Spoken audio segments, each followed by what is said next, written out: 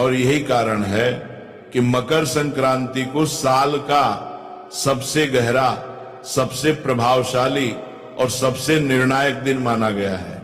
लेकिन अफसोस की बात यह है कि आज के समय में लोग इस दिन को केवल पतंग उड़ाने, तिल गुड़ खाने और पकवान बनाने तक सीमित कर देते हैं, जबकि इस दिन एक ऐसा गुप्त और सरल उपाय बताया गया है जो जीवन की बड़ी से बड़ी परेशानियों को जड़ से समाप्त कर सकता है।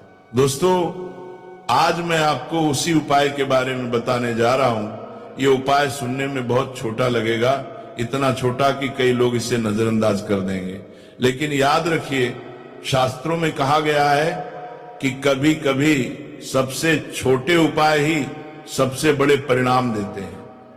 मकर संक्रांति के दिन यदि कोई व्यक्ति चुपचाप बिना किसी को बताए पूरी श्रद्धा और सही नियमों के साथ गौ माता को एक विशेष वस्तु खिला देता है, तो उसके जीवन में धन, अन्न, सुख और शांति की कभी कमी नहीं रहती। इतना ही नहीं, उसके जीवन से पितृदोष, ग्रह दोष और वास्तु दोष जैसे भारी दोष भी धीरे धीरे समाप्त होने लगते हैं। ये कोई सामान्य संयोग नहीं है। कहा गया है कि पूरे 752 वर्षों के बाद मकर संक्रांति पर ऐसा अद्भुत योग बन रहा है जिसमें किया गया छोटा सा कर्म 7 जन्मों तक फल देता है। सोचिए, सिर्फ एक दिन का सही किया गया उपाय और उसका प्रभाव पीढ़ियों तक। जिन घरों में वर्षों से कलह है, पैसों की तंगी है, बीमारी है या काम बनते बनते बिगड़ जाते हैं, उन सभी समस्याओं की जड़ पर यह उपाय प्रहार करता है। लेकिन यहां एक बहुत बड़ी बात समझने की है। उपाय करना आसान है, पर उसके नियम और संकल्प का पालन करना उतना ही जरूरी है। अक्सर लोग गलती यही करते हैं कि वे उपाय तो कर लेते हैं, लेकिन उसके पीछे जो नियम और भावना होती है उसे नजरअंदाज कर देते हैं और फिर कहते हैं कि उपाय का असर नहीं हुआ। इसलिए मैं आपसे साफ कहना चाहता हूं कि इस उपाय के नियम थोड़े कठोर हैं, लेकिन वही नियम इसकी शक्ति भी है। बिना नियम के किया गया उपाय बीज की तरह होता है, जिसे पानी नहीं मिला वह कभी फल नहीं देता। इसलिए मकर संक्रांति के दिन गौ माता को क्या खिलाना है, कैसे खिलाना है, किस समय खिलाना है और मन में क्या संकल्प रखना है, ये सब जानना आपके लिए बेहद जरूरी है। अब सवाल ये उठता है कि आखिर गौ माता और मकर संक्रांति का आपस में क्या संबंध है। दोस्तों, सनातन धर्म में गौ माता को केवल पशु नहीं माना गया, बल्कि उन्हें माता का दर्जा दिया गया है। कहा गया है कि गौ माता के शरीर में सभी देवी देवताओं का वास होता है और मकर संक्रांति के दिन जब सूर्य देव उत्तरायण होते हैं तब देवताओं का समय प्रारंभ होता है। यानी यह दिन देव शक्तियों को प्रसन्न करने का सबसे श्रेष्ठ अवसर होता है। ऐसे में गौ माता को श्रद्धा से अर्पण किया गया थोड़ा सा अन्न भी सीधे देवताओं तक पहुंचता है। मैं आपसे हाथ जोड़कर एक छोटा सा निवेदन करना चाहता हूं, इस बात को हल्के में मत लीजिए।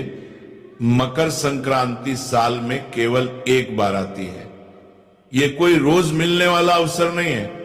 अगर आपने इस दिन को यूं ही गंवा दिया तो पूरे साल वही समस्याएं, वही परेशानियां और वही संघर्ष दोबारा आपका इंतजार करेंगे। लेकिन अगर आपने इस दिन सही भाव, सही नियम और सही संकल्प के साथ ये उपाय कर लिया तो आने वाला समय आपको खुद बताएगा कि आपने कितना बड़ा निर्णय लिया था। आगे मैं आपको विस्तार से बताऊंगा कि वह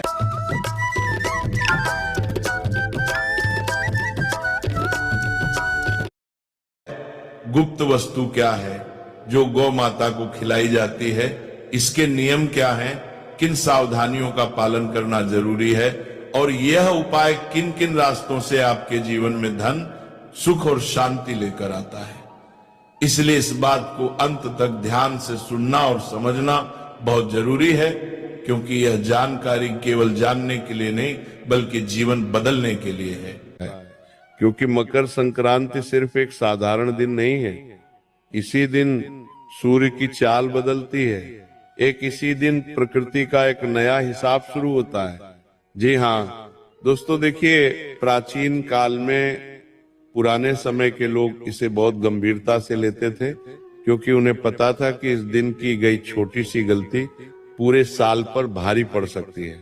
इस दिन का महत्व इसलिए और भी बढ़ जाता है क्योंकि ये साल का सबसे पहला त्योहार होता है। जी हाँ दोस्तों, की इस दिन की गई छोटी सी गलती भी पूरे साल पर भारी पड़ सकती है, और इस दिन किया गया छोटा सा सही काम पूरे साल का सहारा बन सकता है। मकर संक्रांति का असली मतलब है रुकावट से निकलना, ठहराव को तोड़ना और जीवन में आगे बढ़ना। इसीलिए हमारे बुजुर्ग कहते थे कि इस दिन जो बीज बोया जाता है वही पूरे साल फल देता है, अर्थात जो उपाय किया जाता है वही उपाय पूरे साल हमारी जीवन की व्यवस्था को सुधारना है। दोस्तों, इसीलिए देखिए, इस दिन दान का भी बहुत महत्व होता है। पुराने काल से ही लोग मकर संक्रांति के दिन दान करते आ रहे हैं। इस दिन अन्न दान, संयम और व्यवहार पर बहुत ध्यान दिया जाता है, क्योंकि धन केवल पेशे से नहीं बनता है। धन बनता है सोच से, कर्म से और समय की समझ से। जी हाँ दोस्तों, आपने देखा होगा कि बहुत लोग साल भर तक मेहनत करते हैं, खून पसीना बहाते हैं, लेकिन फिर भी पैसा नहीं टिकता है। अन्न होते हुए भी घर में कमी की भावना बनी रहती है, और धन बनता है सोच से, कर्म से। जी हाँ दोस्तों, देखिए, बार बार खर्च अचानक आ जाता है, और खर्च आता है, पैसा रुकता नहीं है, और इसके पीछे कारण अक्सर वही अदृश्य रुकावटें होती हैं जिनका समाधान हमारे शास्त्रों और परंपराओं में छुपा हुआ है। देखिए, मकर संक्रांति पर तिल और गुड़ इसलिए खाए जाते हैं क्योंकि तिल त्याग का प्रतीक है और गुड़ मिठास का, यानी जीवन में कड़वाहट को छोड़कर मिठास अपनाने का संकेत है। इस दिन दान इसलिए कहा गया है क्योंकि जब सूर्य दिशा बदलता है तब अहंकार छोड़ना सबसे जरूरी होता है। पुराने समय में लोग इस दिन ज्यादा बोलते नहीं थे, झगड़ा नहीं करते थे, और किसी भूखे को देखकर अनदेखा नहीं करते थे। जी हाँ दोस्तों, क्योंकि माना जाता था कि इस दिन की गई उपेक्षा सीधे भाग्य में दर्ज हो जाती है। इस दिन किए गए कर्म सीधे भाग्य की किस्मत की दिशा को बदल देते हैं। जी हाँ दोस्तों, इसलिए कहा गया है कि मकर संक्रांति का पर्व साधारण नहीं माना गया है। अब यहाँ एक बहुत गहरी बात आती है जिसे बहुत कम लोग समझते हैं। मकर संक्रांति पर प्रकृति सुनती है, लेकिन शोर नहीं सुनती, दिखावा नहीं देखती। मकर संक्रांति का पर्व है सिर्फ भावना और मौन को, किए गए कर्मों को ही पहचानना, यानी कि जो गुप्त उपाय और जो गुप्त कार्य अगर हम मौन रहकर करेंगे, सबसे छुपा कर करेंगे, तभी उसका फल हमें प्राप्त होगा। दोस्तों, इसीलिए जो लोग इस दिन कैमरा लगाकर लोगों को दिखाकर दान करते हैं, उन्हें संतोष तो मिलता है लेकिन स्थायी फल नहीं। क्योंकि देखिए, आज के समय में लोगों ने दान पुण्य को भी एक ट्रेंडिंग टॉपिक बना दिया है। गौशाला में लोग जा रहे हैं तो वहां पर फोन निकाल कर खड़े हो जाते हैं, गाय माता को चारा खिलाते हैं, किसी अन्न और धन का किसी गरीब को दान कर रहे तो उनके साथ फोटो खिंचवाते हैं, वीडियो बनाने लग जाते हैं, लोगों को दिखावा करते हैं। लेकिन शास्त्रों में बताया गया है कि दो चीजें हमें हमेशा लोगों से छुपा कर करना चाहिए। पहला दान और दूसरा पूजा पाठ और ध्यान, क्योंकि ये दो चीज जितनी छुपी हुई रहेंगी उतना फल आपको मिलेगा। जल्दी ही तो देखिए कि अब धीरे धीरे मैं आपको उस दिशा में ले जा रहा हूं जहां असली रहस्य छुपा है। लेकिन उससे पहले यह समझना जरूरी है कि गाय को हमारे शास्त्रों में इतना ऊंचा स्थान क्यों दिया गया है। जी हाँ दोस्तों, क्योंकि देखिए, ये उपाय सिर्फ गौ माता पर ही निर्भर करेगा और उस इंसान पर निर्भर करेगा जो इंसान ये उपाय कर रहा है। तो आज ये उपाय किस तरह से अपनी दिव्य शक्ति तुम्हें दिखाएगा, ये उपाय किस तरह से तुम्हारे जीवन से अंधकार को मिटाएगा, ये उपाय किस तरह से तुम्हारे जीवन में खुशियों की रोशनी लेकर आएगा। हर एक बात समझ लेना, हर एक बात अच्छे से सुन लेना, क्योंकि अगर तुमने अनसुना किया या तुम कोई बात भूल गए तो ये उपाय अपना नकारात्मक असर भी दिखा सकता है। यानी कि तुम तो सोचोगे कि यार मैंने तो जीवन में अपना अच्छा, अपना भला करने के लिए उपाय किया था, लेकिन मेरे साथ बुरा क्यों हो गया। इसके पीछे का कारण यही होगा कि तुमने एक एक बात को अच्छे से नहीं समझा होगा या एक एक बात को अच्छे से नहीं सुना होगा। देखिए दोस्तों, मैं आपको बताता हूं कि गाय को हमारे शास्त्र में इतना ऊंचा स्थान क्यों दिया गया है कि गाय तो सिर्फ एक प्राणी है, गाय तो सिर्फ एक पशु है तो नहीं। देखिए, गौ माता तुम्हारे पूरे जीवन से संबंध रखती है। गौ माता के अंदर ही तुम्हारे जीवन के ना जाने कितने रहस्य छुपे हुए हैं। जब किसी व्यक्ति की मृत्यु हो जाती है तो हम क्यों उसके नाम का गौ माता को चारा डालते हैं। क्या तुमने कभी सोचा है, जब जीवन में दुख आता है, तकलीफ आती है और बीमारी आती है, तो हम क्यों गौ माता को याद करके गौ माता को भोजन खिलाते हैं। देखिए, गौ माता कोई साधारण पशु नहीं है। जी हाँ दोस्तों, गाय को माता इसलिए नहीं कहा गया कि वो सिर्फ दूध देती है, बल्कि इसलिए कि वो बिना मांगे देती है, बिना शिकायत के सहती है और बदले में कुछ नहीं चाहती। तो यही प्रकृति का स्वभाव है। देखिए, जिस घर में गाय का सम्मान होता है वहां केवल धन नहीं बल्कि स्थिरता आती है, और स्थिरता के बीच दोस्तों धन टिकता है। जी हाँ, लेकिन ध्यान रखिए, यहां मैं किसी को दिखाने वाला उपाय नहीं बता रहा, ना ही कोई ऐसा काम जो बाजार में बिकता हो, क्योंकि मैं गारंटी के साथ कहता हूं कि पूरे YouTube पर आपको आज से पहले इस उपाय के बारे में किसी ने नहीं बताया होगा ना, किसी कथावाचक ने बताया होगा, ना किसी गुरुजन ने बताया होगा, ना किसी विशेष पंडित या ज्ञानी ने बताया होगा, क्योंकि ये उपाय इतना गुप्त है कि इस उपाय का उल्लेख किसी भी शास्त्र में नहीं मिलता है। जी हाँ दोस्तों, ये उपाय सिर्फ किया जाता है सच्चे मन से, सच्चे दिल से, पवित्र कर्म से। जी हाँ दोस्तों, देखिए कि जो उपाय मैं बता रहा हूं वो उपाय हमेशा चुपचाप किया जाता है, और अब तक जो मैं बता रहा था वो भूमिका थी, क्योंकि अगर आप सीधे उपाय पर आ जाते तो उसका असर आधार रह जाता।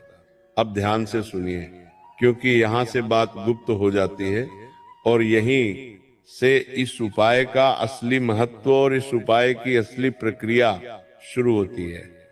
जी हाँ दोस्तों, बता देता हूं कि सबसे पहले तो मकर संक्रांति का जो दिन है, उस दिन आप सुबह ब्रह्म मुहूर्त में उठिए। देखिए, आप चाहे पूरे साल 9:00 बजे उठते हो, 10:00 बजे उठते हो, 11:00 बजे उठते हो, जितनी भी बजे उठते हो, उठ जाना।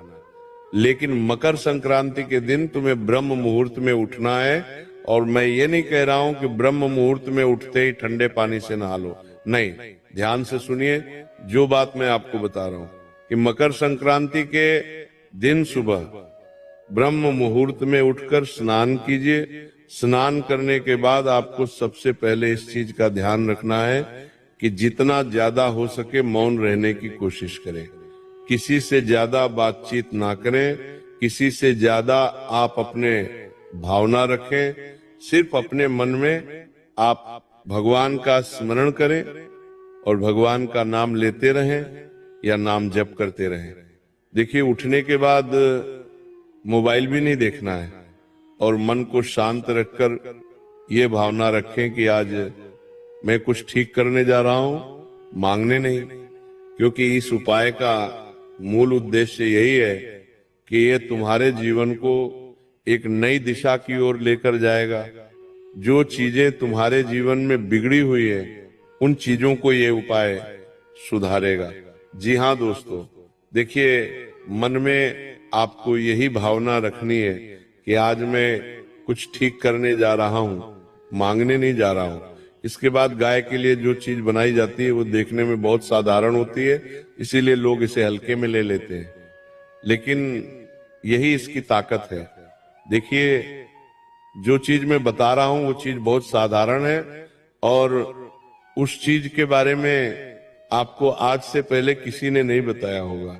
इसके साथ ही इस चीज का भी ध्यान रखिएगा कि इस उपाय में ना कोई मंत्र बोलना है, ना कोई नाम लेना है, बस समझ के साथ करना है।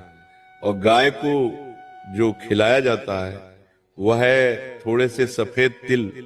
ये भी बताऊंगा कि मकर संक्रांति और तेल का क्या महत्व है, लेकिन उससे पहले आप सुन लीजिए कि गाय को खिलाने वाली वो गुप्त चीज क्या है। कान खोल लीजिए, और अगर आप किसी कागज पर लिखना चाहते हैं तो लिख भी लीजिए, ताकि अच्छा रहेगा कि आप भूले नहीं। ध्यान से सुनिए।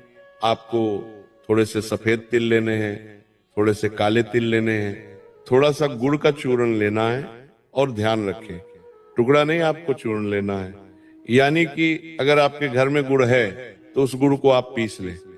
अब उसमें कुछ कच्चे चावल के दाने, और सबसे अंत में उंगली से छुआ हुआ एक नमक बूंद देसी घी आपको उसमें मिलाना है, यानी से कि उसके अंदर थोड़ा सा काला नमक मिलाना है।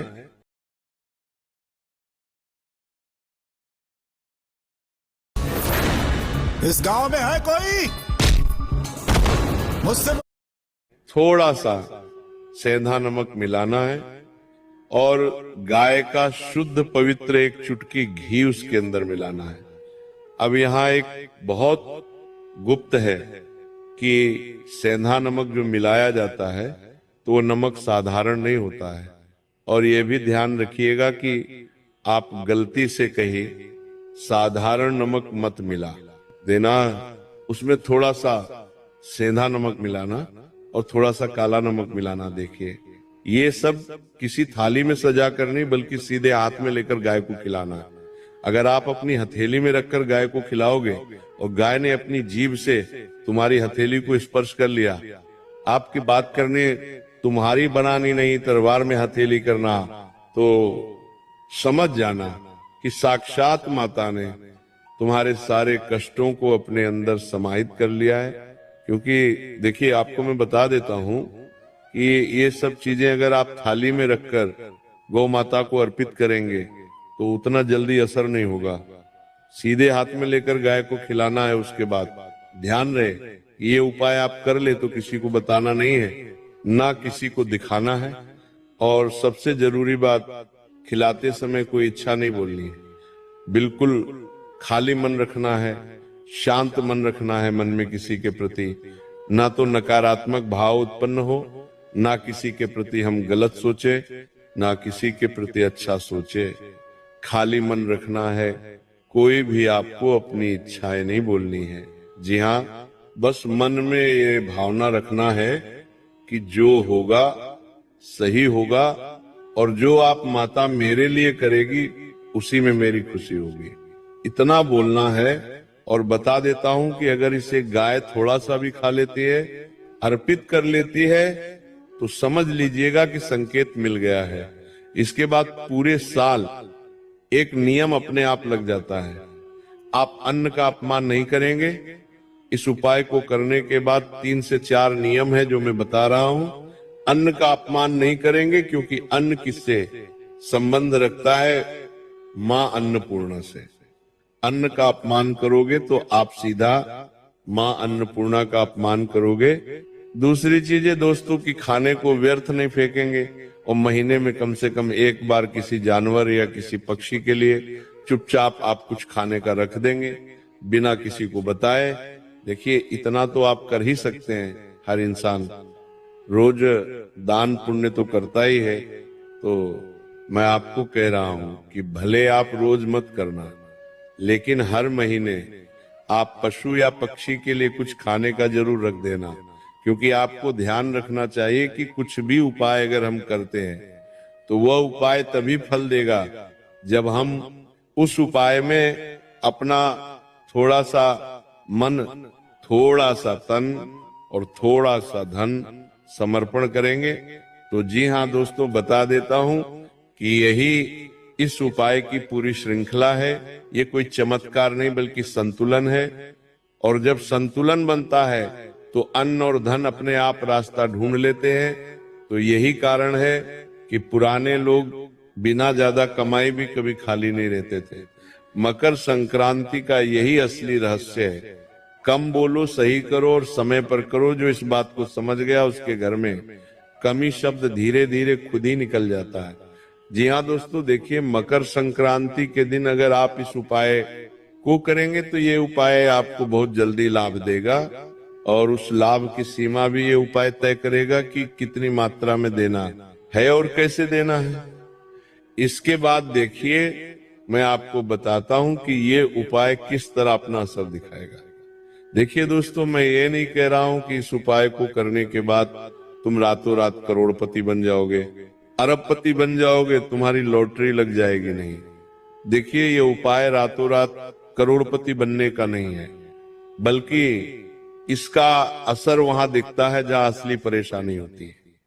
पैसा आते हुए भी रुकता नहीं है, बेवजह खर्च निकल जाता है, मेहनत के हिसाब से फल नहीं मिलता है।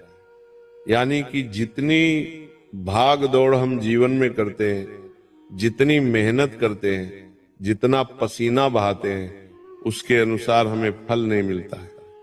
तो इस उपाय के बाद से सबसे पहले यही महसूस होता है कि पैसे का बहाव सुधारने लगता है, खर्च सोच समझकर होने लगता है और अचानक होने वाले नुकसान कम होते हैं और धीरे धीरे बचत बनने लगती है। यानी धन आता भी है और धन आपके जीवन में टिकने भी लगता है।